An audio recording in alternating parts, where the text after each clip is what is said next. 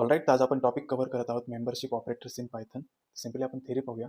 It is use to test if a sequence contains a specific value contains a specific value.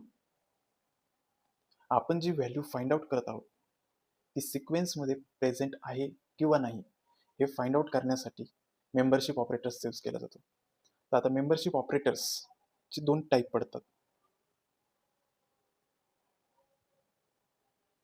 तर याचा first type आहे in आणि second आहे not in.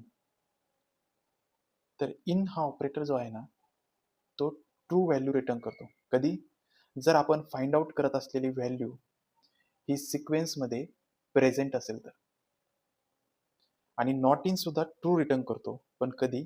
आपण find out करत असलेली व्हॅल्यू ही सिक्वेन्समध्ये present नसेल तेव्हा. समजलं का? हे दोन फॉर्ममध्येच आपल्याला व्हॅल्यू देणार आहेत, ट्रू किंवा फॉल्स.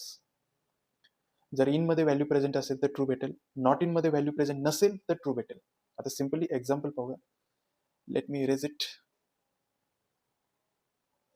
सिम्पली एवढं जरी देण्यात ठेवलं ना, मेंबरशिप म्हणजे मेंबर आहे का नाही हे फाइंड आउट करण्यासाठी मेंबरशिप ऑपरेटर्स यूज केला जातो.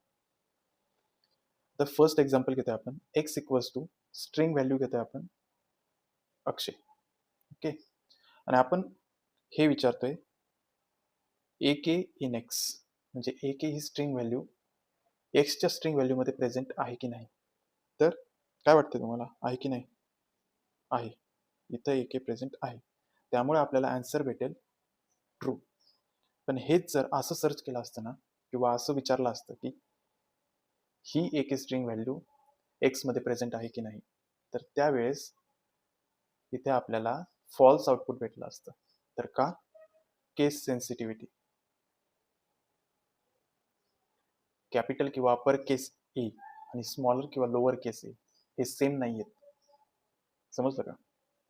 सेम नंबरसाठी पण आपण करू शकतो. आणि एक नॉट इनचं पण एक्झाम्पल पाहू आपण. Just let me erase it. Okay, तर आपण एक्झाम्पल घेतोय y इक्वल्स टू लिस्ट घेतोय 20, 25, 30, 40, 50 इनफ आहे. तर आपण फर्स्ट विचारतोय 25 इन y.